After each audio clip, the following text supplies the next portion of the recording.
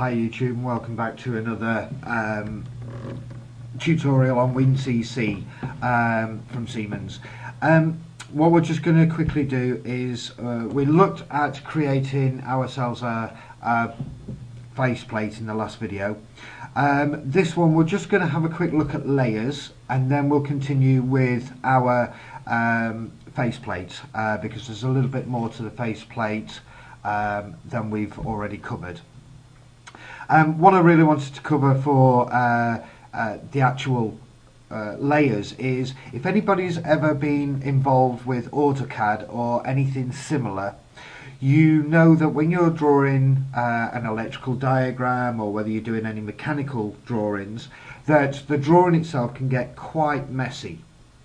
So what you tend to do as a draftsman is you will split the drawing up into various layers. So for example, if you've got all your dimensions on the drawing, you create a dimension layer.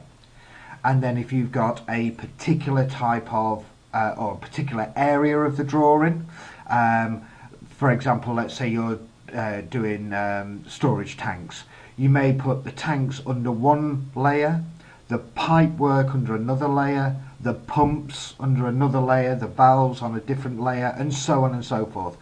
And what this enables you to do is to switch those layers on and off, so that it makes it easier for you to draw, to see, and everything else.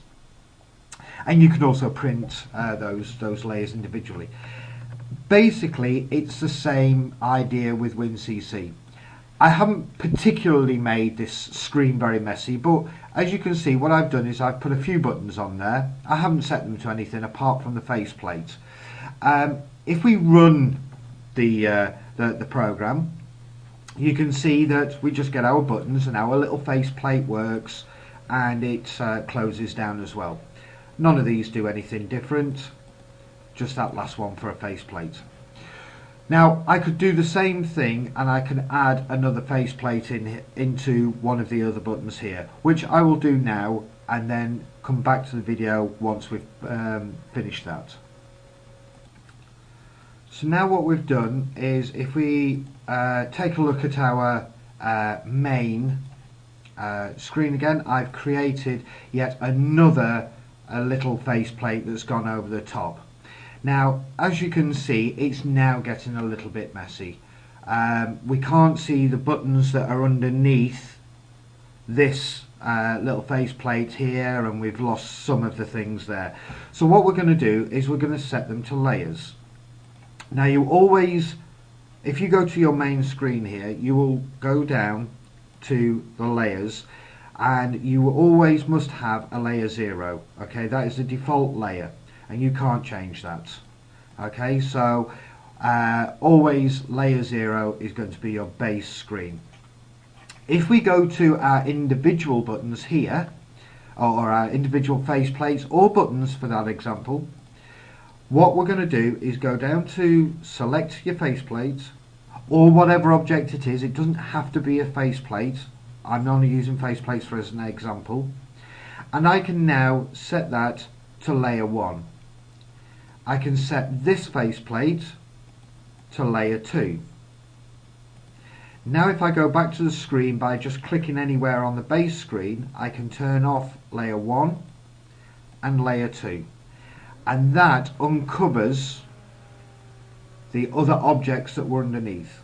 So I can do what I need to do. I can access the properties and do what I need to do, and then if I need to re-show those layers again, just go back onto the main screen to layers, and then click layer 1 on and layer 2 on.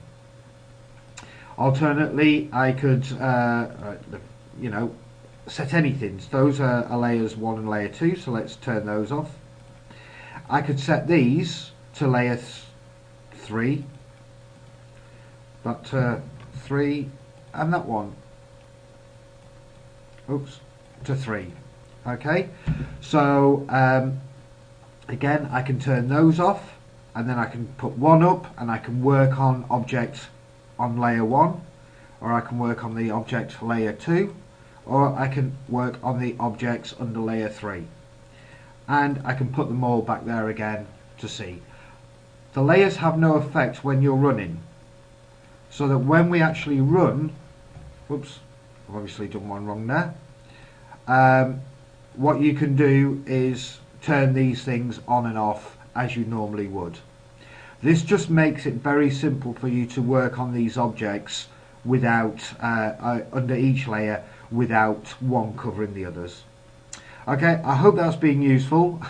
Those last two buttons didn't work. Let me just see if I can get them working and I can show you where they are.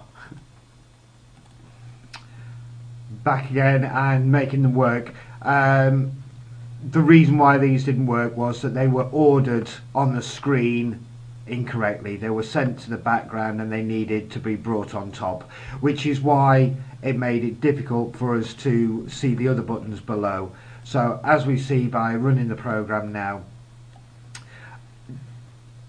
irrespective of what layer they've been put on, all of the buttons now appear and they work in the way that they're supposed to work, but they needed to be brought on top, and these buttons actually had the order of having priority to be on the top. Hence, when we ran the program, it went a little bit funny. So yeah, obviously you've got to make sure that you've ordered them correctly so that when you do press them, they'll come on. And that's basically layers. It makes it very simple just for you to turn these layers on and off and create them as a layer, as we did there, and then go back to the screen and have them be able to turn them on and off. Okay, that's basically layers. Fairly simple and straightforward. Just remember the order of your objects when you come to try and run them on your program. Okay, for now we'll leave it at that. We're going to take another look at face plates, which is really why I looked at these face plates again, just to show you. Oops, I've done it again. I've missed the layer out, missed the order out. But basically we will be looking at what we can do with these a little bit more in depth in the next video. Alright, for now, take care, and